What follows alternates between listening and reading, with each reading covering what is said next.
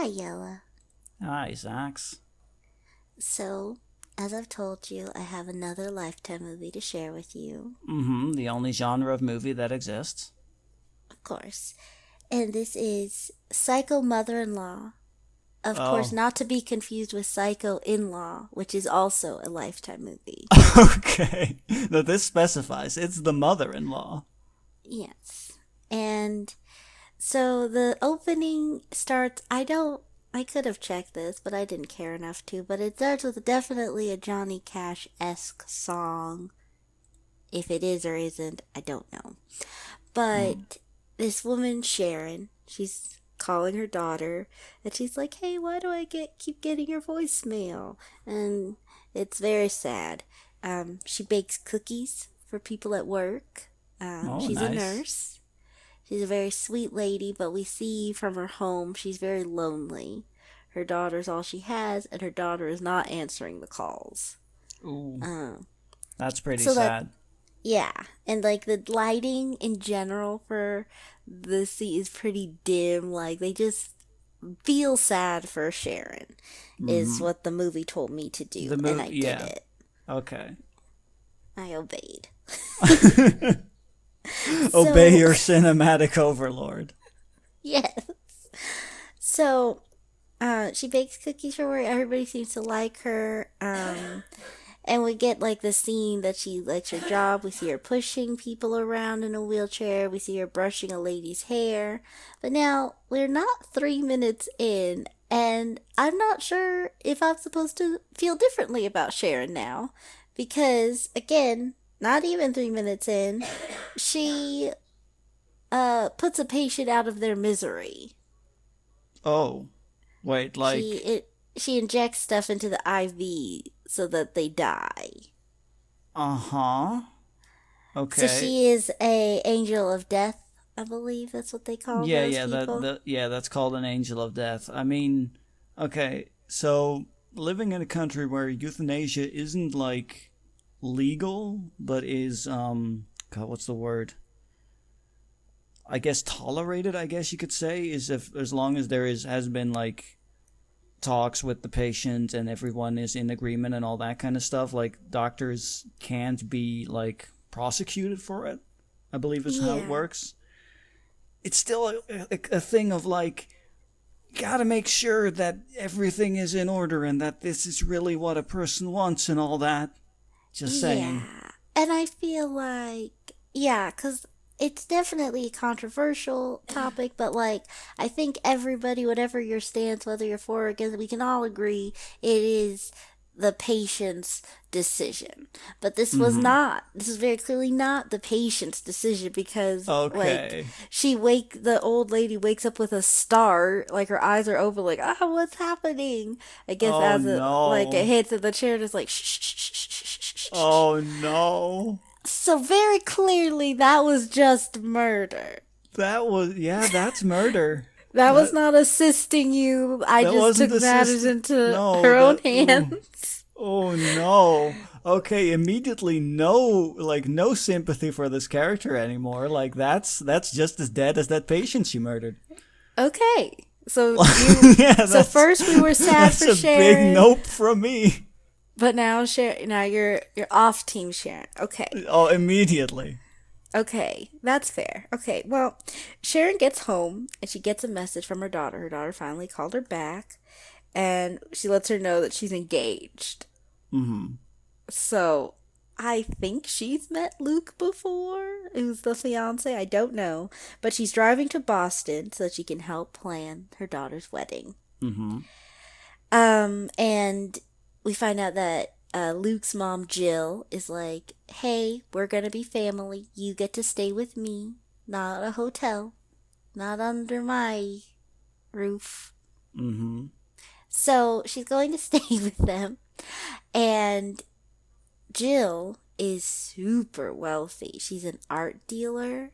Mm-hmm. And it turns out Amber, the daughter, is an artist. Oh. So yeah, so they already have a lot in common there. Mm-hmm. And so when she comes, so the mom comes and Sharon is like, "Oh my gosh, Amber, this ring is so beautiful, but I can't really say the same for your nail polish," which is like rude. Maybe Yeah, I just like the color. maybe none of your business how I color my nails. Thank you.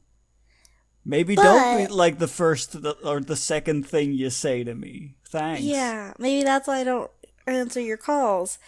But then we see Jill, who also is wearing the same nail polish, and like they point that out. Mm-hmm. So it's like I don't really know what I'm supposed to take from that, but like they have the same taste in bad nail polish, which I don't know if the nail polish was supposed to be bad, but like also I don't know if like they didn't have this color available anymore, but like Amber's nails were chipped. Oh, So like some of like you could see some of her nail under it. So so I don't know if it was like they were like, "Oh my gosh, it's messed up. We're gonna do a quick like overcoat really quick before we start filming again," or like yeah, what. like But like or her was that nails in look or was jacked that up. like intentional? Like Yeah, I it mean, it was could have been intentional as well. I don't know. That like, is it ever? No, is it ever like shown that she might have like a nail biting habit or something? Like that might explain no. it or We something. No. don't we don't Okay. see anything about her nails ever again. Oh, okay. So it's just weird. Good. Yeah. Got it. Lifetime movie, right? Yeah, I don't know what kind of continuity you thought you were gonna get here. I mean, I hope you have some notes there about the existence of some lesbians in there, because that has to be a thing. Well, I think you will draw on that for yourself, but I do have some things Okay. that I'm going when they have them, I'll point them out to you, and you can call it or not. Is Yeah, yours discretion.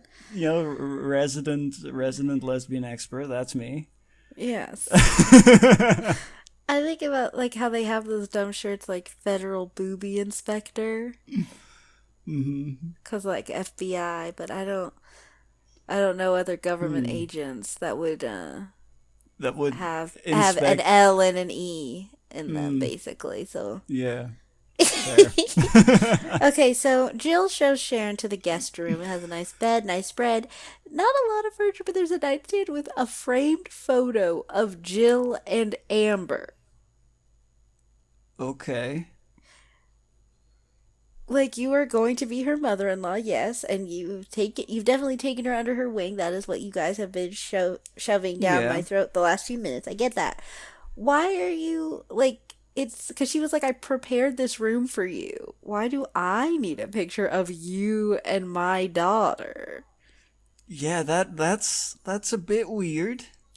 Right? Okay. So, Like you'd either expect like maybe a picture of the two people who are gonna get married. Like that might be yeah. nice. Mhm. Mhm. But why you? Why why Well, the bride and her future mother-in-law? What?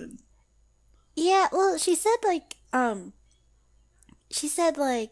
"Oh, well, I paid for their engagement photo, so I figured why not get in on it a little bit." And it's like, I I mean, guess you can yeah, I have the mean, picture, but why is it in a guest room? yeah, exactly. Like the picture, it's like I have no problem with the picture itself existing. Like, sure, memorable day, and if you're close with like your future in-laws, then you definitely will want pictures with them.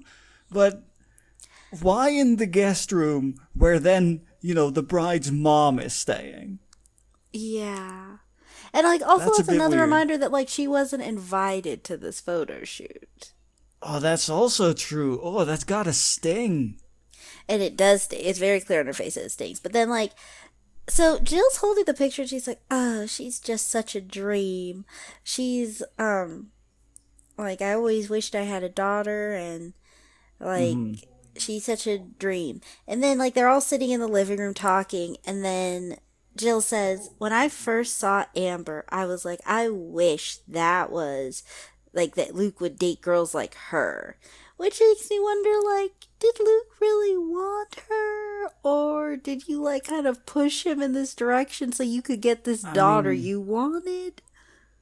maybe. I mean, maybe it's just maybe Luke was a bit more casual in like his previous relationship, so he wasn't necessarily looking for someone that like fits entirely, just someone to have a good time with, maybe. And now that he did find, like, I'm just giving benefit of the doubt here. So Well, see, now you're you're making me wish that I got to see Luke's movie. Yeah, I mean, maybe Luke is a way more interesting character than anybody else so far. Who knows? Well, they do everything they can to make Luke very much an accessory. Oh, Like, he's where is just Luke's story? Damn it! he justice for Luke. Okay, um so then it comes out that they're like, "Oh, remember the vineyard?" And then Sharon is trying to like talk to Luke a little bit. She's like, "Oh, wow, you liked it there?" And then Luke is like, "Oh, I wasn't invited." So What Jill took Amber, the daughter, her at this point, her son's girlfriend. Just fiance? Maybe like but at best. maybe, but it seems like their engagement is, I don't know how long they've been engaged from Mm-hmm. like the phone call to her coming to Boston. But I guess they've been engaged a while because they already had like the engagement pictures. Right, right. So either way, it's still, why are you taking Yeah. your Why are you daughter-in-law taking to the your vineyard alone?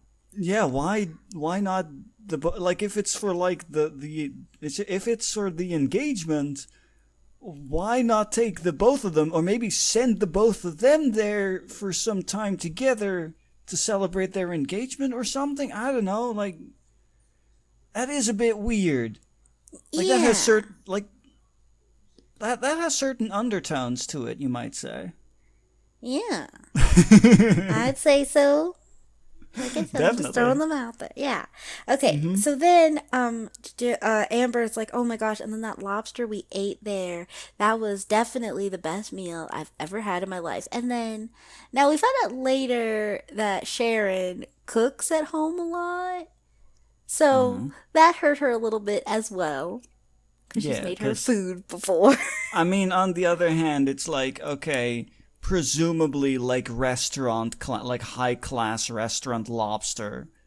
Like I Yeah. can see people being, being all up in arms about that, like being, oh my, that is really, really good. Yeah, I think I it's mean, just unfortunate timing. Like yeah, because everything, she my was I just already a want bit, my daughter. yeah, Yeah, and she was already a bit stung by like the pictures.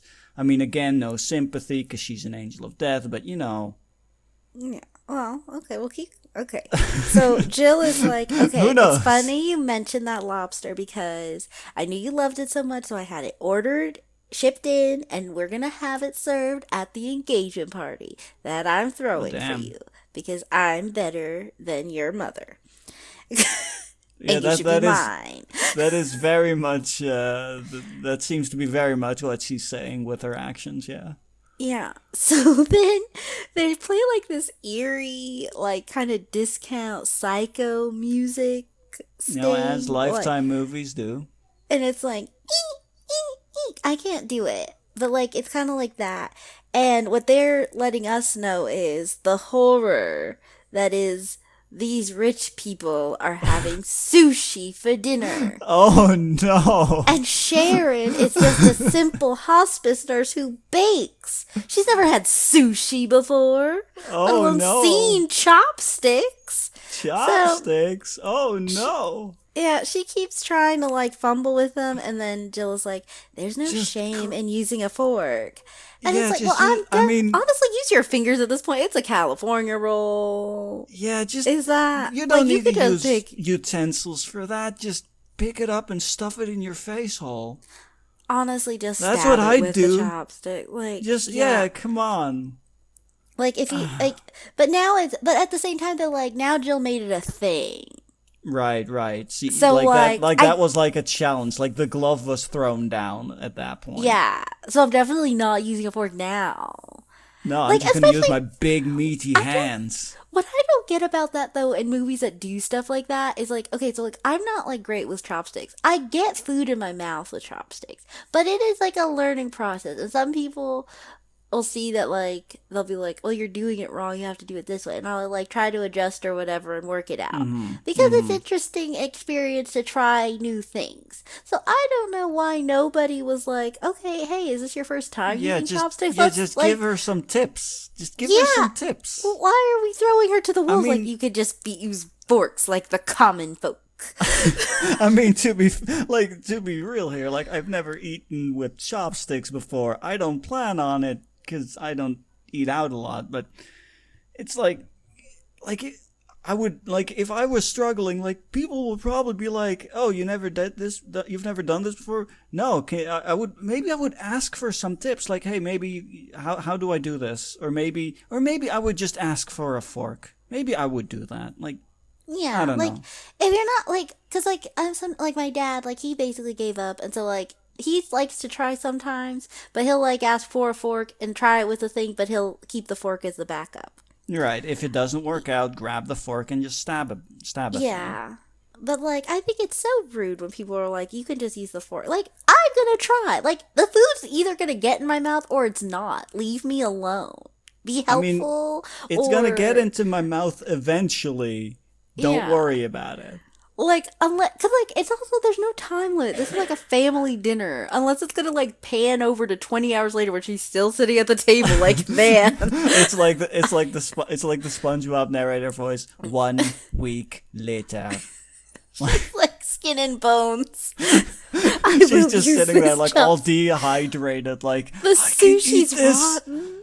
I can eat this. Like the sushi's just gone at that point. Like there's nothing in her plate. Actually, it's just mold. Yeah, oh my goodness. Yeah. But okay, so poor shaming aside is I guess what that was. Maybe I don't know. I don't know what that was, but It was along in awful. yeah, she finds out that basically Jill has made a bunch of suggestions for how the couple's going to have their wedding, and Mm, it's completely different than everything Sharon ever thought for her daughter. of Basically, Sharon course. wants them to have like a traditional wedding in a chapel with like a priest or whatever, and then they're Hmm. like, "No, we're having the reception and the ceremony here at Jill's house." Okay. And we have a friend Scott. He took a quiz online or whatever. He is and he's a minister now, so He's he's gonna. gonna do that for Yeah. us. He's gonna officiate the wedding.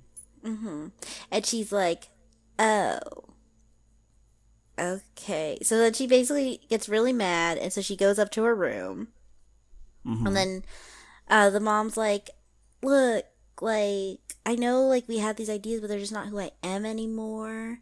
And like also one thing that Jill is like, "Why don't you just let the kids do what they want?" But like you're making all these suggestions. So what if they?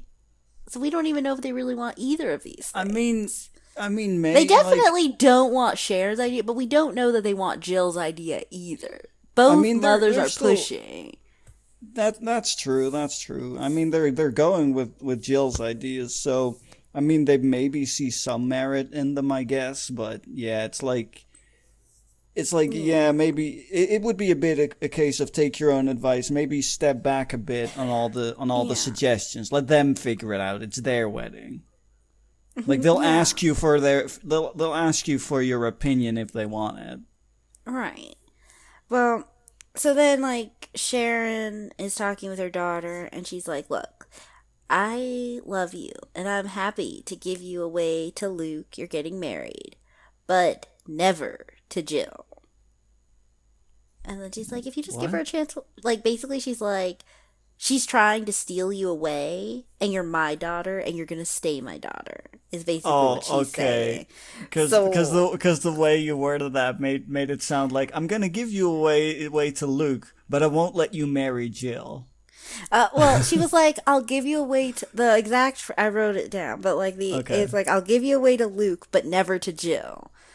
Like, Yeah, that so still makes it it still sound sounds like like that Jill is like a potential suitor. yeah. I mean, some people are into older women, I guess. I mean, I know between the two of them, I definitely know more about Jill than I do about Luke. Is And Luke even like, a character at this point? Like, does he exist? Is he real? Is he even real? I guess more or less than Phil. Okay. Okay, so Linda just doesn't care about men existing, I guess is the bottom line. Okay, So, fair. yeah. So then I they also play don't the. care about men existing. I mean, they just take up space.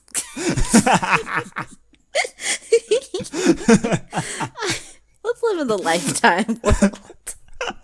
I mean, that's why there's always the lesbian undertones. Yeah.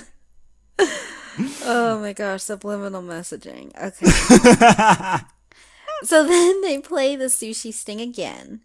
Oh, But this good. time, Sharon is watching Jill sleep. That is Just, pretty creepy. that's creepy. But then she goes downstairs and she shuts off the power so that the lobster gets ruined. So no lobster for the engagement party. Oh man, that's just a waste of money and good lobster So and you know what? If then, somebody eats that lobster and it's not fresh, like people can die from that. well, that's basically what Amber was like, "Oh, do you think we could like there's any way to salvage it?" And then Jill's like, "Well, I'm not risking anybody getting sick." And then Yeah, Sharon is like like, I've seen like I've read what it can do with you if you eat like cuz lobster pretty much starts rotting the moment it's like the lobster "Yeah, rots really fast and it's really awful and is potentially very dangerous. yeah." Anyway, So, but yes, it is very bad. So then Sharon is like, I don't remember, but I feel like she was like kind of smugly sipping on coffee or something. And she's like, "Oh, so you're going to cancel the engagement party now?" And then what? she's, No. yeah, so then Jill's like, "What? No, I'm just going to call the caterer and order some more food. Yeah, Easy like come fix." on. Like, and then, like, I'm already loaded. Yeah, like I have the money. I can pay for that. Don't like even if the food was actually gone, like we still could have gone with something completely different. Like that's no reason to just call off the entire party all of a sudden. I guess, like, her thing was like, oh, well, there's no way you can get more food, because, like, the party's tonight, you know? But I no, mean, everyone was like, how okay, how big is this party? well, it's at Jill's art gallery. So Mhm. like it looks about the size of like a like exhibit at a museum. Like it's a pretty sizable Mm. room and it's pretty filled with people.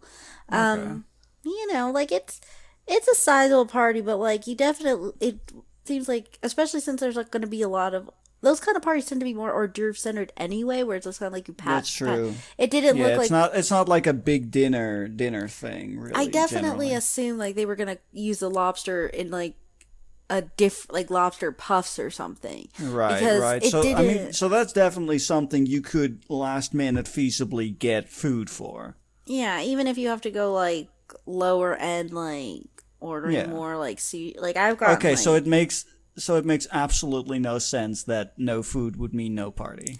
yeah, the fatal flaw that makes Sharon such a tragic hero is that none of her plans seem to make much Hero. sense. She's the hero of the story. Protagonist. Let's call it protagonist. That's different. Protagonists can be villains. I'm pretty sure if we got a hero's journey chart, we could sort it out. Maybe. We'd need to see if she goes through all the steps of the hero's journey. Yeah, I love that. I hated that project in school, honestly, because I never knew. I all of those was like the falling action, and everything. I don't know if all schools had to do that, but we always had to do those for stories, and I always put the wrong things, and everyone was Ah, like, "That was not the climax," and I was like, "This seemed like a pretty big deal to me when I read it, so it was my climax." mm-hmm. But Don't tell me when to climax. I didn't mean it that way. I know. I'm sorry. It's fine. You're sullying my literary education. Hey, you've had more of a literary education than I did, I think. Anyway. Oh my gosh. So I guess if anyone listening had to fill out those charts, tell me that you Yeah, hated yeah. them too, because they were awful. Anyway, so we're at the engagement party now, and we meet Jill's partner in the art gallery, Evan, and he comes up to Sharon and he's Is like, "Are he an these?" actual character? Oh, we get to know him more than Luke. Oh my god, that's actually really bad. So he's like, "Are these crackers gluten?" And then Sharon's like, I don't know." And then he's like, "Well, aren't you one of the helpers?" And she's like, I'm Amber's mother. And he's like, oh, I'm sorry. It's just because you were like standing back here. And then he doesn't finish the Oh sentence, but he my starts to take god. jabs at her outfit. Like, Oh you my just, god. what? What a dick. And like, Hey, that's more characterization than we got for Luke. We know that this guy is not nice. yeah, he's not nice. So then oh my goodness, this boy. He, so he is like, oh yeah, like I just thought you were the help or whatever, and that's great that like Amber and Jill are so close because like I did not like my mother-in-law and I would not go tuxedo shopping with her. And then Hmm. she's like, what?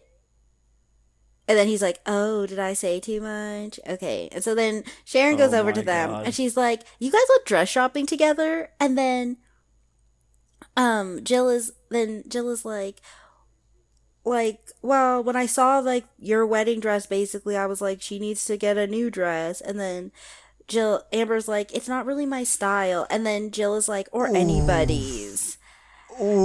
And Ooh. then Sharon is like, can I speak to my daughter alone? And then Jill's like, of course you can. And then she walks off, and it's like, get your own daughter. Anyway. I think like it's I don't even quite know what to say to all of this. I get the frustrations that Sharon's going through. Like I understand why she's upset. It's understandable, definitely. Mm-hmm. You're just It's having a like little trouble getting past the murder at the beginning of the yeah, story. yeah, that's still bothering me. Okay. But otherwise, like I can sympathize. I don't like the character because of her actions at the beginning of the movie, but I can sympathize. Yeah.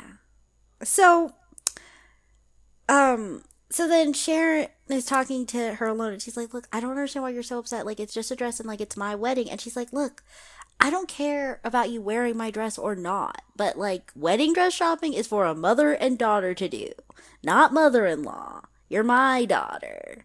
And then she's I mean, like, you could have gone with both, too. I mean, I understand that she's like, I would have liked to gone dress shopping with you because big deal in your life, and I'm yeah. your mom, But and I want like, part of your yeah, life, maybe like yeah, because like her yeah. thing is mainly like, so far I got here and I feel like so accessory to the you and Jill show. Mm-hmm. And it's like, you Not as are. accessory as Luke, Oh, of course, but no. still. Well, I mean, he's the groom. He's just a means to an end. He just takes up space. He does. I mean, at this point, it's like he literally just exists to be like a connection point between Jill and what's her face again? I forget daughter's name. Amber. Amber, yeah. Between Jill and Amber, like it just seems like Luke just exists to make sure that they can hang out together. To be like, why are you Basically. hanging out together? Oh, we're in-laws. But also, like, you're an art dealer, so, like, she could just be your newest muse. Like, I love her art. I'm gonna help her Yeah, soar like to the top. And I stole her from my son, but, like, we don't need to talk about that backstory. The point is, she's we don't now. need to talk about that. We're just close, and I love her art. Yes, yes. Yeah. So then, it's time for them to give, like, toasts or speeches or whatever. Mm-hmm. And, um, and so then, like, Amber finally is like, you know what? I'm gonna throw my mom a bone. So she's like, I just want to thank my mom for always supporting me. She volunteered at bake sales. She always drove me to my art shows, and she always made me the best Halloween costumes in our neighborhood. So she Oh, always put me that's nice. first. I love you, and you're a great mom, right? Oh, that's nice. Yeah, threw me her a bone. Like, all she wanted was to feel like she was your mother, and now she can feel like that, right?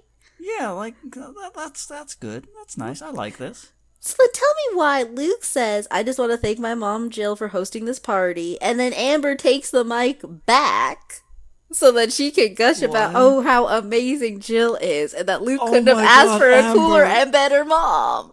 Oh And my then god, Amber, what the heck? And then Jill comes up too. And then everyone's like, to Jill. Nobody toasted to Amber's ball. They all What toast the? Jill. And she Oh comes my up and god. she's hugging and kissing Luke and Amber. And she's like, you're like the daughter I never had. And like, Oh my god. The only way this could get worse is if Amber is if Amber said you're like the mom I never had or something equally as awful. but like she did already. Like, Luke, you could not have asked for a cooler or I better mean, yes, she mom. did. Like, You're right. She already did that. Oh my god. like, Oh what do no. you even at that point? What is going on? Why though? Why everything? Yeah. What? I'm just. This is so typical Lifetime movie. It's amazing. Mm-hmm. Like this is peak Lifetime movie, and we've seen movies where somebody getting hit by a car looks hilarious. So whatever at that point, I guess. Yeah. Oh my gosh. We do need to talk I need to about the find that wrong gif again. neighbor. Yeah. Oh, the samurai sword. Ugh. Oh, that's also a really good one. These memories. Okay, anyway. So Sharon goes snooping in Jill's room and she notices that okay, so at the beginning when she came, when you stay with someone, you bring them a gift. That's just like typical hospitality. So she gave her like this I don't know. She handmade a pot holder like for plants or whatever. Mm-hmm. So when Sharon goes snooping in Jill's room, she sees that she tossed it in the trash. Wow, rude. Right? And like she looks so unpleased with it. It's like, okay. So then Sharon is like, you know what? I don't have all this money and I'm not fancy and I can't use chopsticks. But you know what? I can bring out the mom guns. So she bakes a pie and a roast. And Okay. like smothered carrots and all like sweet potato. Like For a she brings. moment, can I just say, for a moment, I thought it was going to go the path of, you know what, I might not be, like, I might not have a lot of money, and I might not use how to use chopsticks or anything, but I know how to kill a man, or a woman, or anyone, really. Okay, no, she brings out the mom guns, The mom guns, not not the the literal guns. yeah, the Not mom the gun. weapon guns, the murder guns. And then yeah, and so then like Jill and Amber like come home from wherever they were at, and then it's like I baked pie, and then Amber's like, oh my gosh, this is so good. She's so easily wooed from one mom to the next. Because now she's like, oh right, I love you again because you can make good pie. I It's like guess. it is like, like those things where like two suitors fight for like a love interest, but instead it's two moms fighting for a daughter. It's literally that. So then Jill apologizes for overstepping and she's like, "You're right. I just have gotten so excited because like I love Amber so much, but like All right, so she does a big like non-apology basically. yeah, basically." But then Good. she's like, "I apologize." And then Sharon's like, "Well, that's really good of you to say." Cuz like she starts to say it like I'm sure if the roles were reversed and Sharon gives her a look that shuts that right down. And Good. then Jill Good. is like, "Well, anyway." And so then You know, so if the then rules were don't even go there. because I'm not It's like a weirdo.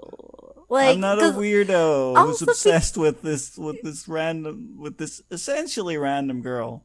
yeah, Maybe like really, yeah. So uh, then, Amber invites Sharon, like, "Hey, mom, you want to go dress shopping tomorrow?" And she's like, "Yeah, I'd love that." And so everyone's doesn't she already excited. have a dress? They haven't picked a dress out yet. They went dress shopping, but they didn't see anything Oh, they liked okay, yet. okay. I got Yeah. it. So, then they start gushing over the food, and then Jill is like, "You know what? I'm not hungry." So now she knows how Sharon was feeling earlier. You would think. Mm-hmm. But like also rude. Like she made this whole spread for y'all. Like Yeah, try some of it. like at least taste some, and maybe Like you like, don't and if have you to like it, finish be it. But, like, yeah, just at least have a taste and give your opinion. yeah. So then we go dress shopping, and then Sharon is like, "Oh my gosh, you look stunning in that dress." But she's still salty that she's not wearing her dress because she's like, "But you guys said you're gonna use Luke's grandparents' wedding bands, so like you like some sentimental things, right? Right. But Yeah. like not Yeah. mine." And then she's like, "Mom," and she's like, "Look." Like she's just trying to level with her. She's like, "Look, I know that it's dated and it's not your style, but my wedding dress, it really would mean a lot to me if you would Hmm. seriously consider wearing it." And like, What they could do is, I forget what it's called, but it was on TV for a bit. Just like this television program where it's like I forget what it's called. It's not Say Yes to the Dress. I think that's a different one. Um, where anyway, where the premise of the show is like, okay, so there is like this designer lady who like takes like the mom's wedding dress and then like updates it, like basically tears it apart and builds it up again into something more towards the tastes of the bride, and then they next to that they go like actually shopping for like a designer dress, and eventually like the bride has to choose between either something new or something borrowed. yeah. Maybe they should just do that. I think that would be definitely a solution. But then Jill shows up, even though this was specifically mother daughter time. Good. And Yeah, that's why Amber, she shows up. Wink. yeah. So then she's like, why? She's like, what are you doing here? She's like, oh, I was just doing some business and I had to come see what you were doing. It's like, you are an art dealer, Missy. What business did you have to do right here? Yeah. But whatever. She had to sign Whatever. papers next door, I guess. I don't know. Whatever. So then Sharon is like, oh, then Jill is like, oh my gosh, you look stunning in that dress. I love it. And then Amber's like, oh, yeah, well, it's like really expensive. And then Sharon starts to say, actually, we were talking and we were revisiting the my dress idea. And Mm-hmm. honestly, the way she was speaking, I kind of think she was like kind of onto where you were talking about because like she already is pretty crafty anyway. So I don't Right. see why she'd be against that, like working that out. Yeah, Um, but yeah. Jill, Still, like, though, real quick, yeah, an aside again about that show. That show had what had to be, in my opinion, the most beautiful wedding dress in it, like on the entire planet. mm, It was the something borrowed dress. Eventually, it was also picked because it was absolutely beautiful. Where because the woman in question was marrying a guy from India, mm, and so for the wedding dress, for like the redesign of like her mom's wedding dress, that like some design elements of like saris were like incorporated into the dress, and it looked absolutely stunning. Just I need I'm gonna see if I can find a picture and show it to you because it was amazing. Anyway, I got distracted by that. Move on. Continue on. Continue on. I need to see that dress now. Okay, but Yeah, I'll do my best. so Sharon is like trying to like talk, and like Jill's like looking right at her and like ignoring her blatantly, and is like, I'll pay for it. You need to wear this dress because you look amazing in it. And then Amber's like, yeah, okay. Hmm. So there's that. Then Sharon is like obviously disappointed. But the next scene they're like like they're saying their goodbyes, and Sharon is like, okay, I'm gonna drive back to Cleveland now. Bye everybody. So she starts to drive home. Jill goes to the art gallery and Evan's like, hey, did you bring those contracts? And then she's like, oh, I was reading them in bed last night. Do we need them? And he's like, yeah, I promised we'd go over them. And then she's like, okay, I'm just gonna head back home. He's like, okay, love you, sorry. And then she's like, it's no problem. So she heads back home. Okay. Hmm. Sharon did not go back to Cleveland. She went back to Jill's house and broke into the house with the back door with a crowbar. And she punched in the alarm code but then cut the wire Hmm. afterwards. So Hmm. she starts tossing things all over the place in her room. And it took me a minute. Like, I didn't realize this till the second watch through. I was like, what is your plan here? What are you doing? Her plan was she was going to stage a robbery and like hide jewels so that among the jewels she could take the wedding band so that for the wedding they wouldn't be able to wear Luke's grandparents' wedding bands. What? So that no sentimental value. You take my dress and the Oh, wedding bands or nothing. wow. Super petty. Super petty and spiteful. Holy. But Jill comes home and is like, Sharon, are you here? And she comes upstairs and then Sharon is hiding behind the closet and she just runs out and pushes her down Mm. over the second story so she falls. And then so she had a plan. This was not part of it. So No, I would she imagine not. checks her pulse and she's like, "Oh shoot, you're still alive." Okay. So Okay, okay, okay. So it was not, in fact, the movie's second murder. no, it was I am not. remembering the first one, by the way. You It almost was forgot there. about it. You were almost Team Sharon. No, no. I mean, I was. Well, I'll admit, I was almost gonna say, "Oh, did we get the first murder of the movie?" But then I realized, oh wait, we already had that like 3 minutes in. So Yes. whatever. Also, so the show is called Something Borrowed, Something New, Okay. and I found the dress in question. Look at this dress. Okay, let me see this dress. Ooh, that is pretty. Isn't it amazing though? Like, look Watch at that that just be the dress. thumbnail for this video. It's such a good dress. I will put a link to this dress so people can see it. Mm-hmm. Okay. So you'll get a link if you care. Anyway, but okay, so but she's nothing if not a quick thinker. So she like goes into the kitchen and she pretends to like tie herself up and gag herself so that Mm. when Jill comes to, Sharon breaks free and then calls 911. And so she gives the cops this fake story, and Jill like has this weird look on her face, kind of like she's finding holes in it. But either way, she doesn't seem like super shook. But she broke her leg and sprained her ankle. So Oh, one leg broken, and then on the other foot, her ankle. dang. Yeah, so it was a bad That's rough. fall. Yeah. Definitely.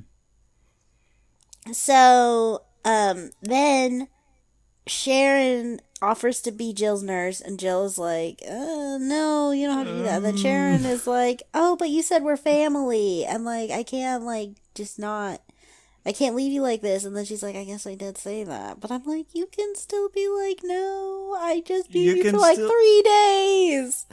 yeah, you can be like, I can also just, you don't have to do that for me. I can, if necessary, pay for a temporary person to help me. I am loaded. Yeah. And so she's like, because she even said, she's like, oh, I can call like a nurse. She's like, no, no, let me. And then it's like, fine.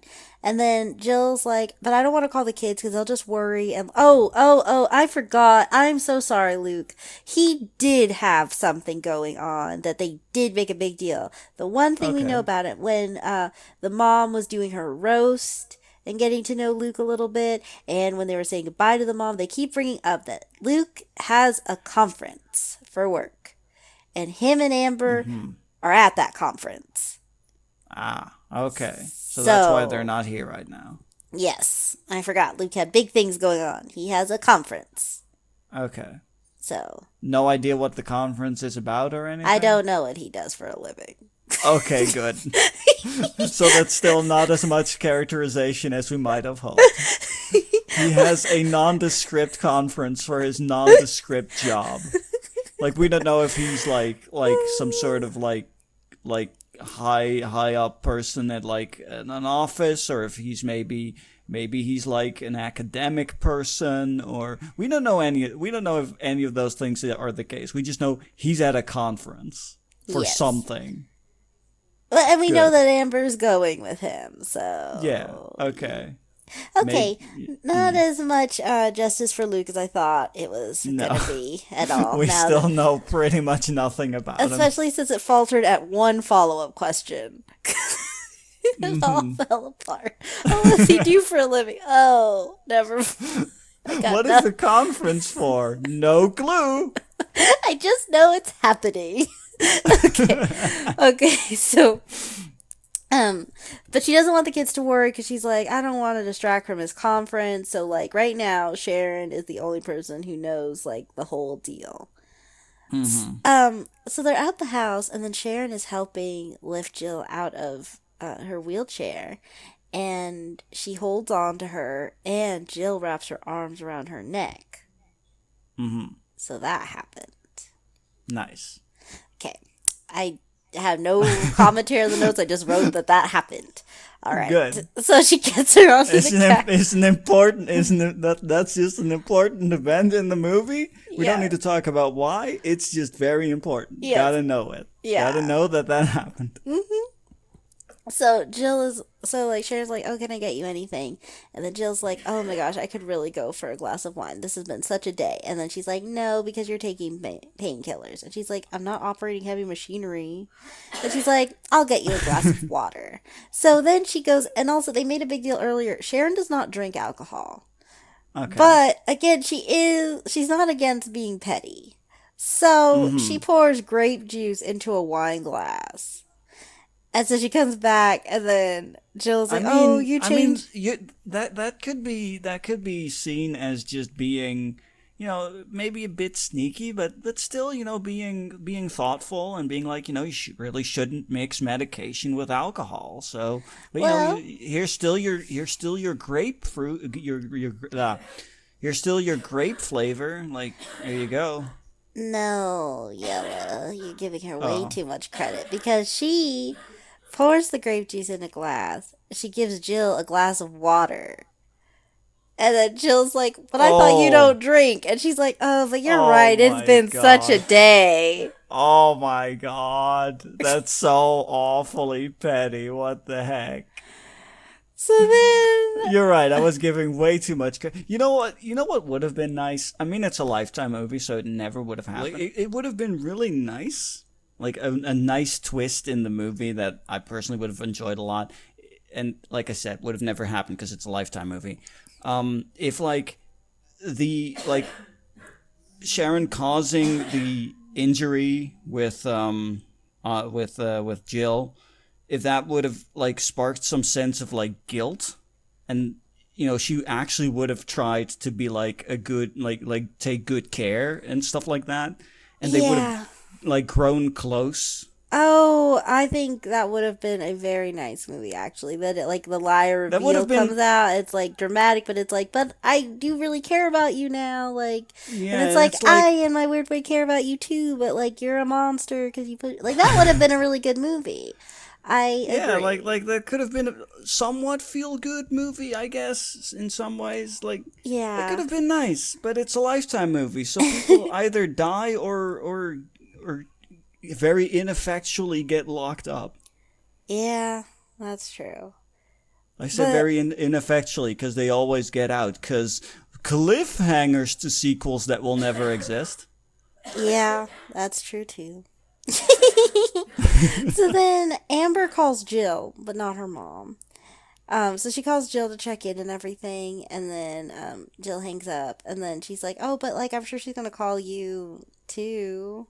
And then Sharon's like, "Look, you don't have to lie and pretend you're not close." And then she's like, "Well, thanks for sharing her with me." And then Amber, then no, Sharon. These all people have forgettable existences. Okay. Sharon is like, "I'm fine sharing her, but I won't lose her to you. That I won't allow." Like, Okay, like again, that's like the sharing line, like that could have gone feel good route. Like, come on. All I'm no. saying is let me work out a script and I'll get back to you. Like, Lifetime doesn't want anyone to feel good. no, apparently not. So It's it's, almost like Lifetime. It could happen to you, except for anything good. yeah. So now it's time for bed, and she's like, "Can I have my painkillers? It hurts." And then she's like, no, because your dose isn't over. It's not time yet for your next dose or whatever." And Mm-hmm. so, Jill is like, "I can't get up the stairs," so she goes to like the pull-out bed in one of the guest rooms on the bottom level, and Sharon has taken over her room, Okay. just getting comfy. And then Mm-hmm. in the night, Jill is like calling out for Sharon because she's in pain. and Sharon hears her very clearly and doesn't do anything about it. Oh She my god, what a waits. terrible person. Yeah, so she waits until she cries herself to sleep, Oh my god. basically, so that she can get rid of the crowbar that she used to break in. She dumps it in a lake. Uh Um, huh. You could have yeah. also given her the pain medication. She would have gone to sleep sooner because she'll be able to sleep because she's not in pain.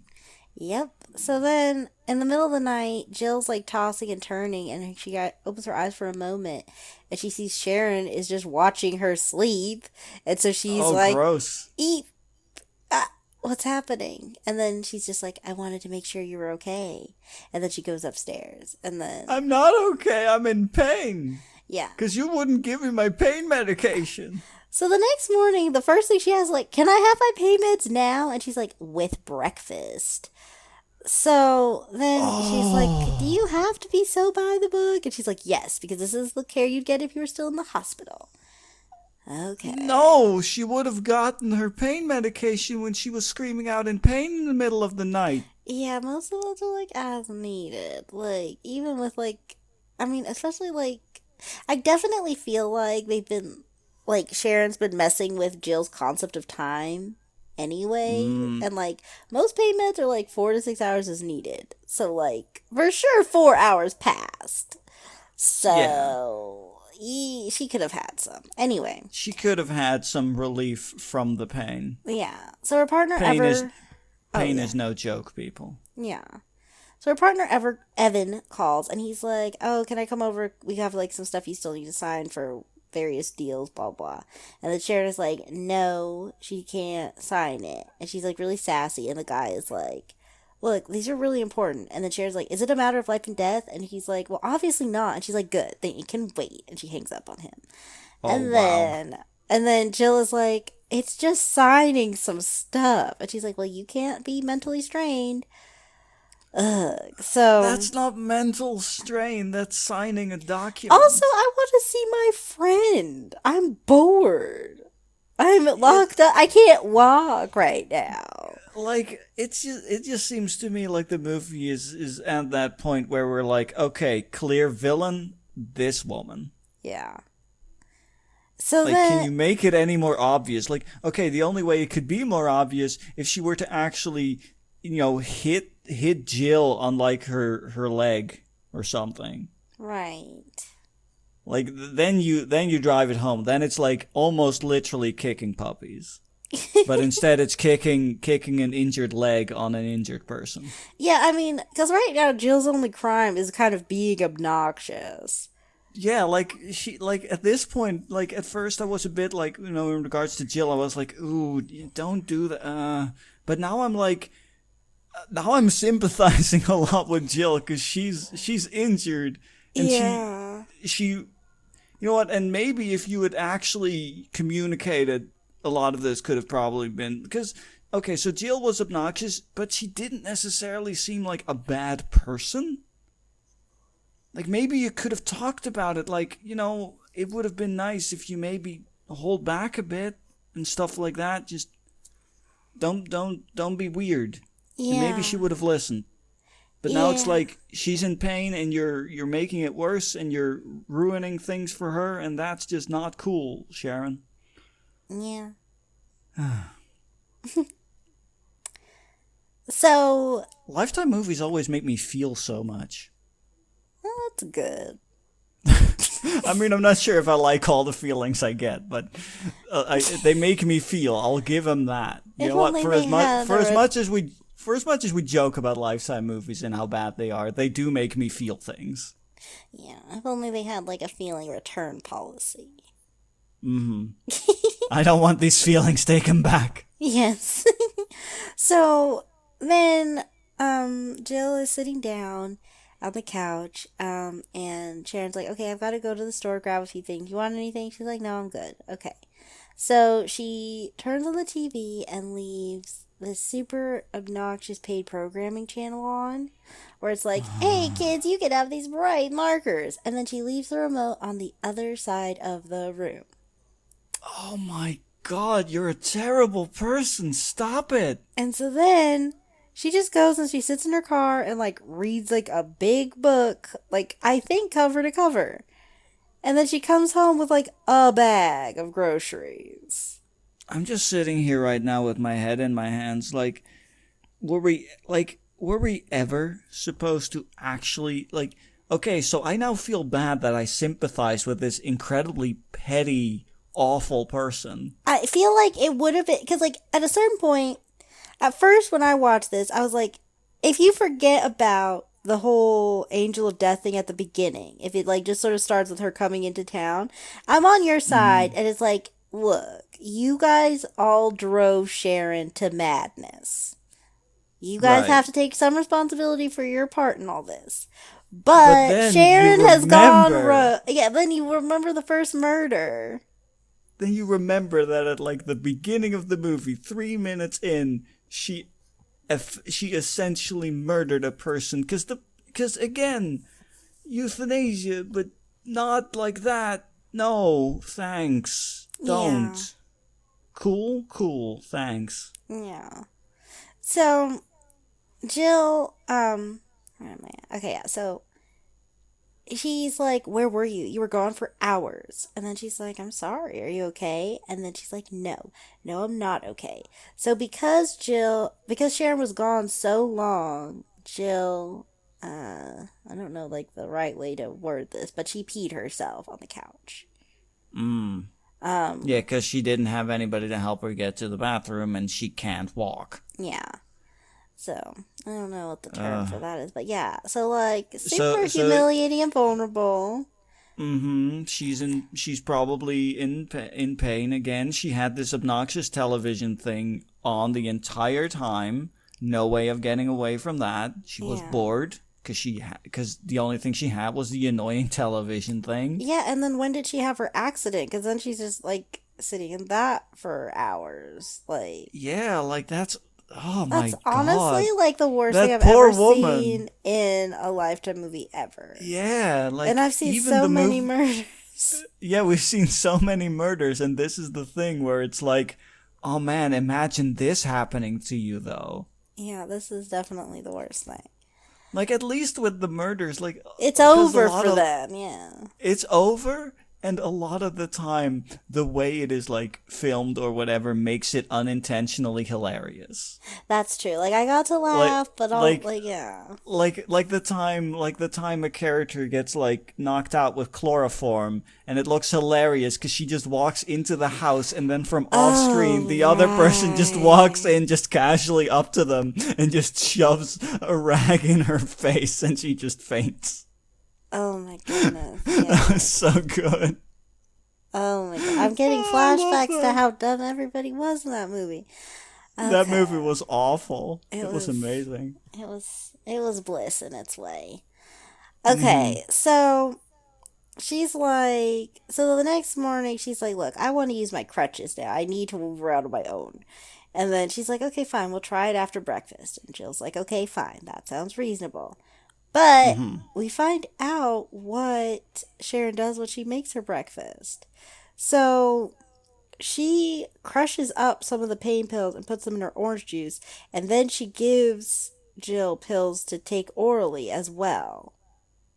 Oh, So so she's minimum double dosing. minimum, I don't know how many pills she crushed up into the OJ. It could be a triple dose for all we know. Oh. Oh So no. she has like 4 pills minimum at breakfast. And then they Oh. try to move with the crutches, but because of all the drugs, she like loses her balance, and she's like, "Why am I so lightheaded?" And the chair's like, "Oh, that's just your body telling you not to push it, you know." And she's like, Oh "I, wow. yeah." So like gaslighting, Oh my drug, god, she just like. gets worse and worse the longer this goes on. So then after that, Evan drops by, and Sharon is like, "What are you doing here?" And he's like, and then Jill's like, "I invited him. I promise I'm not gonna overdo it." And then she's like, "Okay, It's just my fine." it's just my partner Like, and I yeah. I need somebody to interact with that's not you. Yeah. So then Sharon is like, "Do you want anything, Jill?" And then she's like, "No, I'm fine." And then Evan says, "Actually, I would love a coffee. 1 cream, 2 sugars." And then before Sharon is fully even out of the room, Evan is like, she needs to chill out. So then Jill goes like this, shh. And she points, and we find out there's these baby monitors all over the place. What? She's placed baby monitors everywhere. And like, at first we saw Wait, Sharon did? Sharon put baby monitors everywhere. Yeah, so she could keep tabs on Jill. Oh. So she's like, they're everywhere. We have to be quiet. But then, after she says that, she immediately continues to talk about how scared she is and how crazy Sharon is. And then we pan over to Oh. Sharon, who's just listening on the thing. And then Evan's like, well, Jill, you. come on. And then Evan's Jill, you like, had one job. yeah. And then Evan's like, well, like, you need to hire somebody else. You need to get her out of here. She's crazy. So, guess whose coffee is getting spiked with antifreeze? Auntie? Oh no. Yeah. Oh my god. And she gives it to him, and he's like, oh, wow, this is really sweet. And I was like, oh. Yeah, it's the dangerous chemicals. Gives it a really, I you heard add they. them you add them for zest. Well, I heard that they started making antifreeze different because apparently it used to taste really good naturally. Ah, okay. I mean, So they had. that's smart. That's smart. Make the dangerous things not taste good. I mean, that's the reason why they add like a scent chemical to like gas, because gas, methane naturally doesn't really have a smell, so they add like a chemical to it to give it a scent, so that you know when there's a gas leak. Oh. So it makes sense that they then add something to antifreeze to make it taste not good. Well, look at science making the world a better place. You I go, mean, yeah, science. I'm a chemist. I do. I learn every day about chemistry. Anyway, Right. so his coffee is spiked with antifreeze. Right. And so then she's like, well, you need to leave now. It's been long enough. And then he's like, well, I have some work to finish up at the gallery, but I'm going to drop by later. So we don't see him later that night. But then Sharon, takes away Jill's laptop and she's like, I need to finish an email. And she's like, you've had enough screen time. It can wait. This is your life. Fine, whatever. And then Jill starts like moving because she's like stiffer and like in pain. So then Sharon starts giving her a shoulder rub. And then Jill is like, oh wow, you do this for all your patients? And then Sharon's like, no, just family. And this is kind of a nice-ish moment because Jill It would looks be nice. soothed. It would be nice if we, didn't know that Sharon has been tormenting Jill all this time. So then she starts, like, and this is further evidence why I feel like they could have cut out the first 3 minutes of the show. Like, we did not need to know she was an angel of death beforehand. Because now Mm-hmm. she starts telling her about, like, her husband who died of cancer, but then she alludes to the fact that he died in her arms and that it was most likely a mercy killing. So Jill looks a little freaked out. Understandably, and the audience looks even more freaked out considering they know. We Yeah. know. We're aware. Like Yeah. as you said, if they'd left those 3 minutes out, it could have been, it would have been more foreshadowing. Now it's just the movie is essentially just telling us, hey, second murder incoming. Yeah. Also, third murder, if you count that one that she told about, that she could essentially confess to just now to the audience. Yeah. So, okay, so then the cop who like interviewed them at the hospital, he comes by and he like has a tablet and he's like, do you guys recognize any of these guys? And then Sharon picks a random guy basically. And then the cop is like, huh, okay, well, whoever broke in knew the code and then cut the wires to stage a break in. So like, who has the codes? And then Jill's like, Luke and Amber and my partner Evan. And then Sharon is like, and I have it too. Um, Mm-hmm. but like, do you think Luke told somebody or a client watched you enter the code? And then Jill's like, no. But then the cop leaves. So now a little bit after that, Sharon demands Jill's phone. Like, give me your phone. And then she's like, no, you're being crazy. I'm not crazy. I'm not saying you're crazy. I'm saying that this is crazy. You don't need my phone. And then Sharon snatches the phone away, and finally, Jill connects the dots. She's like, wait, how did you get your phone? You said you left it in the guest room, and that you were gagged or whatever immediately. So when did you get your phone? Because you called 911 and you didn't leave my side when we came to, and you were in the kitchen. So that doesn't add up. And Mm. then so you're the one who broke in. Jill goes all detective mode. Yeah, in like 3 seconds. Logic engaged. Hmm. And so then Sharon is like, this is her response, which I think is just such a funny thing to say in this context. What she says, I so wish you hadn't said that. And she grabs the handles of the wheelchair and pushes her into the room and then flings her in. So she Oh launches my from the god. wheelchair and falls onto the floor of the room she's been staying in. Mm. So Sharon's definitely starting to unravel a bit. And she's trying to A figure out bit a little, from where we started, from point. hasn't. I mean, it feels like she's been unraveling like since the moment she tried to steal those wedding rings. That's true too. Yeah. So, Jill, she tries to open the door, but Sharon's just there watching. She tries to unplug the baby monitor, but it sets on the alarm. So it's looking like chances of escaping are pretty bleak, but she decides to try one more thing. Um, Desperate attempt at survival, I guess. well, so she knows that the baby monitors are always on and that Sharon's always listening. So she starts going like, Sharon, Sharon, I'm in pain, and like making a lot of noise like that, knowing that Sharon's going to ignore her. So while she's making that Mm-hmm. noise, she starts sneaking back to the window so she can like open the blinds. And her plan is to open the window and alert the attention of this guy who's mowing his lawn. Mm-hmm. Two problems. One, the second the window starts to open, the alarms start blaring off. So, like, she has those alarms Ah, on. So Sharon knows and is taking her away. But also, the guy mowing the lawn has those noise canceling headphones on. you're right, because he's mowing the So, lawn. yeah. So, you mentioned this earlier. I don't think you really thought it was going to happen. But punishment for trying to escape is Sharon steps on her ankle and Oh, starts dragging her up the stairs because she was like, you want something to scream about, and then does that, which I was oh like, okay, no. you were not like this kind of criminal like 3 seconds ago. I don't know who this Sharon What? is, but fine. What? This is not the Sharon I know and know. Fear.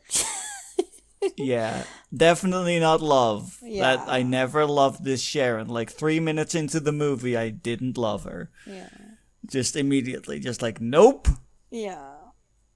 So like, okay, so she's like starts carrying her up and she's like, we're gonna fake your death now. And she's like, you can't kill me. You'll never get away with that. I told you not to climb up the stairs, but you were so stubborn you had to climb it down anyway. You lost your balance, you fell off, and you broke your neck. Oh So boy, she's about to throw her off the top the second, stairs. yeah, throw her off, and there's a knock on the door. And she's like, oh my God. Timing. Yeah. So then she like locks Sharon up somewhere.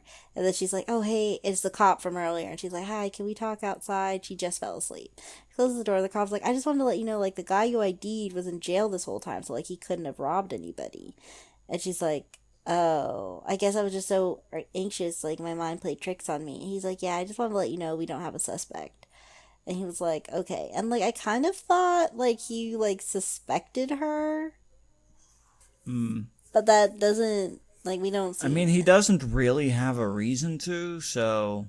Yeah, it's just like just on the grounds of like at the time of the break-in, like Evan was at the art gallery, so he has an alibi.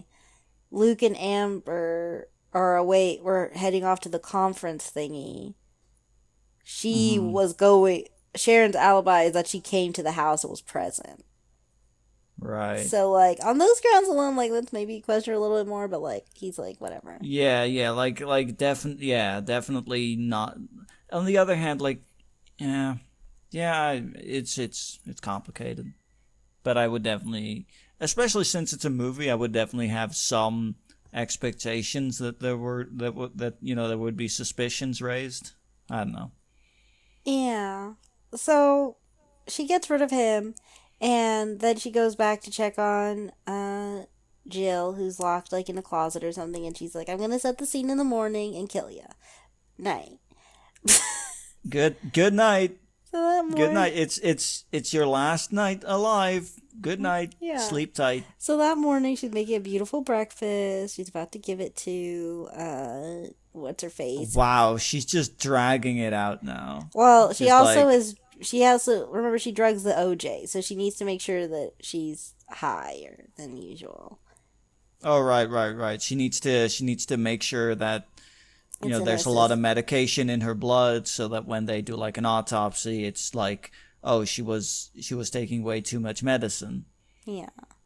Yeah, right. Okay. Yeah. So she calls her daughter, and he's like, "Oh, mom, you exist again. I was meaning to call you." But again, we know you called Jill several times. Stop trying to act like you love your mother because you don't. But fine. You don't. You shouldn't. Also, because she's a horrible human being, but also don't pretend. Yeah. Like, Don't so, lie to yourself. Don't lie to your mom, yeah. even So if she's terrible. that's one to grow on. So then Sharon tells Amber like about the accident, and she's like, also like, I think she's been over medicating herself because she just seems really off, and like, and then she's Amber's like, well, can you manage her meds for her? And like, I tried, but she won't let me. You should come home early. And then they're like, okay, we're on our way. And like, she was in the Hmm. process of packing anyway when she got the call, so I think it was more just like, don't like stop for breakfast or something. Like, just come straight home. I think. Yeah, maybe. So Sharon is trying to give Jill her pre-death breakfast when Evan pops in and Her last meal. yeah. She's like, "Come on, Jill, you don't want to die on an empty stomach. I will die however I want to die because you're bad." I Hell yeah, Jill. She doesn't say that, Fight but she back. could have. She just stays I mean, silent. But like it's. her I mean, it's action. implied. It's in her eyes. Her eyes say that. That's true. Yeah. You say as someone who has not watched the film. I mean, I'm just imagining like the most baleful gaze. Yeah, you're right. You're right. Okay, so then Evan pops in and he's like, "Where's Jill? I want to see her." Oh, she's asleep. Well, I'm gonna see her. And so then Jill starts like thumping and saying help through muffled tones. And he's like, "Get out of the way, Sharon. I'm gonna go see her." So he runs upstairs and he finds Jill tied up. And then he removes the gag and Jill's like, "It was Sharon all along. She's the one who pushed me over the stairs. Oh, be careful, she's coming." And then Sharon snaps his neck. He's dead. And she's like, "Ah." Well, she just wait. Sharon just snaps his neck, Yes. like just grabs his head and just Yeah. what? Yeah. What? Yeah. And then she wasn't prepared. I'm just imagining that has to be the most unintentionally hilarious thing. Well, Like, especially because the woman that they cast to play Sharon is such a mom. Like, she's got like the whole mom aesthetic. Like, picture the most like TV uh huh, mom in the world, and then uh picture that woman snapping somebody's neck. huh. Okay, like, That's amazing. okay, so Just casually, just yeah. So then Jill is like, well, Sharon takes a minute to go like sit down and like whatever herself. But then Jill's like, you can't explain away two bodies. If this was your way to get Amber back, you just lost her. And then Sharon's like, just shut up. And then she drags Evan's corpse downstairs to the garage. And then Jill manages to free herself and she's crawling around and she's trying to get downstairs. So Sharon's finished wrapping Evan up in like a tarp and she comes back up the stairs and Jill grabs her ankles to pull her down. And so then they basically take turns choking each other. But then mm-hmm. Jill manages to get the upper hand and she trips Sharon again. And then she grabs her head and she smashes her face on her leg cast over and over. And Ow. yeah, until she knocks her out, and then she knocks back, and then Luke and Amber come home like, what is happening? Oh my, can you imagine though? Like, last Oh, I heard from my mom, your mom was crazy on drugs. we come home and your mom is bashing my mom's head over her leg cast. Also, over her leg, like that's gotta hurt like hell for Jill as well. Like, ow. Like, how do you do that without screaming out in pain yourself? Like, a Well, cast can't take that kind of hit. well, I believe she was like grunting and stuff, but then she was like, Okay. she might have, But still, do you know yeah, how hard the human skull is? It's like, I believe, the hardest bone in our body. yeah, well, okay, so then we just do a time skip, and now Sharon is in a mental facility, and they have some sounds in the background that are I like mean, of course, people always go to a mental facility in these movies. the subtitle. Okay, here's what's playing in the distance. The subtitle said men and women laughing and wailing in distance. Because Uh that's all huh. you hear at a mental facility. Yeah, yeah, no, you just crazies being crazy. So Jill's come to visit her, and she's like, "Where's Amber?" And then Jill's like, "Amber is never coming to visit you, but she asked me to give you this, and it's a picture and of the like Luke and Amber at like Vegas." And then Sharon is like, "They decided to elope?" And then Jill kind of makes a face like, mm. And then she leaves, and that's the end of the movie. I mean, I would elope too. I mean, so I guess the moral of the story was that, like, they didn't like either wedding idea. They just wanted to marry each other. I mean, sure, I guess. At the same time, do you know what Jill's gone through? Like, maybe ask her to come with, or maybe even if you don't necessarily want to hang out with her, maybe make an offer of hey, you've been through a lot. Do you also want to take a break, go somewhere? Like, okay, like I don't know, maybe that's just me, but it feels like okay, so everything is just awful. Is basically what I'm trying to say. Yep, pretty much. I mean, that's just Lifetime movies, I guess. Yeah. Um, I have to say, Mm-hmm. we talked about it a few times, and I do stand by it. I do think that probably things in the movie could have been more effective, like from what you've told me, without the 3 minute in Angel of Death murder thing. That way, although I guess it kind of helps in setting. Well, because the problem with them doing that, like 3 minutes in, is that it's immediately clear who the crazy, like the psycho, quote unquote psycho mother-in-law is. Like it's immediately clear, like, oh, she just murdered a person. She's Yeah. probably not the person we're supposed to sympathize with. And the rest of the movie definitely wanted it to be more ambiguous, like, because it's like, yeah, she's weird and not fitting in, but like Jill's trying to take her daughter. And so it's like Yeah, to the yeah, point where I feel right. like if you're like, because the demographic is like mothers and housewives and like suburban women. So if they're watching it, I definitely feel like they would be watching it and be like, "Oh my god, that would totally be me if Jill tried to step in between me and my daughter." Right, So, right. but Like then we why did they lose that. immediately Yeah. yeah, we lose that because at the beginning there's immediately a scene that will for most people just make Sharon a completely unsympathetic character. Yeah, and like even because like it's so brief. You definitely do forget about it at points, but then you come right back to it once she's being like I was fine with like the petty fake wine drinking. But then Mhm. when you're just gonna like step on ankles, snap necks, drug guys with antifreeze, like Also, It's the weird, like, kind of implied threat of how her husband died of cancer. yeah. Or, well, had cancer and then died and suspected mercy kill. Yeah, it's just these things like it is weird because again, your daughter was being rude to you. There was, if Yeah. they took time with other things, like there was a point like when she made the roast and she was hanging out with Luke, I thought it was gonna be like, I mean, I know this is Lifetime, so I don't know why I thought this was gonna happen, but I thought it was like, you know what, fine. I never had a son. I'm stealing Luke and I'm gonna make him home make things and give him stuff that his rich Yeah. mom never could. Yeah, Like like you could have done, a full like, mom again, off.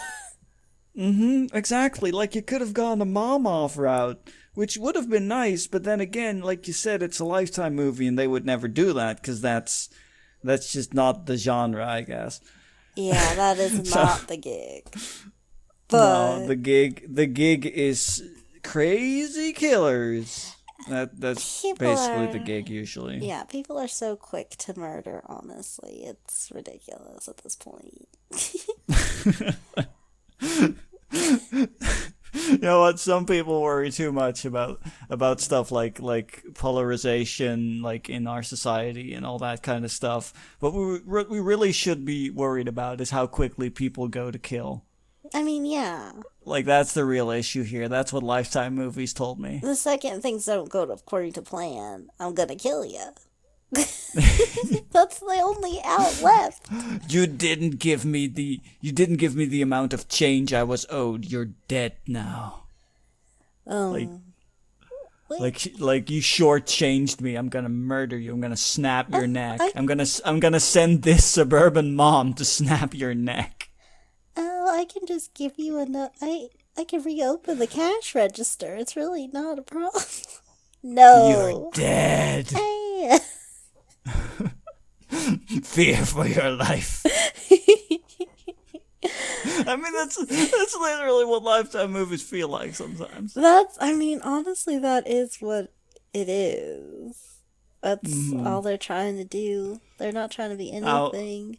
I'll be fair. I watch Lifetime movies mainly for the lesbian subtext. And, like, there was some in this one. Definitely more than The Sister's Nightmare. You know, shoulder Still, rubs. mm-hmm. Honestly, though, still my favorite is the one where we totally shipped the main character's best friend and mom. Oh my goodness, I forgot about that one. Because, That was such a wholesome relationship. Like ignoring honest, some of the age gap, that was like wholesome as hell. it was really, honestly, and it was so established. Like, we got to know them. Hmm. Considering how things went down, like, okay. Such a missed opportunity. Yeah, like, yeah, because in movies where like they're actually trying to make those sorts of love stories, they don't do it that well. Yeah, like that one just worked. It was so natural. It was kind of amazing. And it was like, oh wow, so this is like what's happening. Like it was like, I was like, okay, like I'm here for it. I'm down with this. Like Yeah, let's all go. right, like oh, we're not anymore because this is Oh, still we're not. Lifetime, Oh, and you realize it's a that this was a Lifetime healthy movie, and some relationship. you realize it's a healthy relationship, so you had to kill one of these people off. Oh my gosh, Ah. the gig. Okay. Jeez, to be in a Lifetime life. Please no, I'd fear for my life every day. Lifetime movie when your lifetime is very short. Mm. That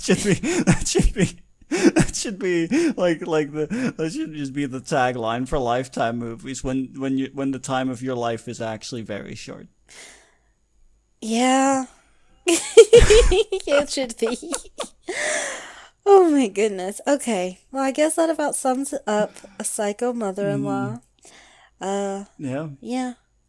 Guess that. Yeah, I have nothing else to add to this.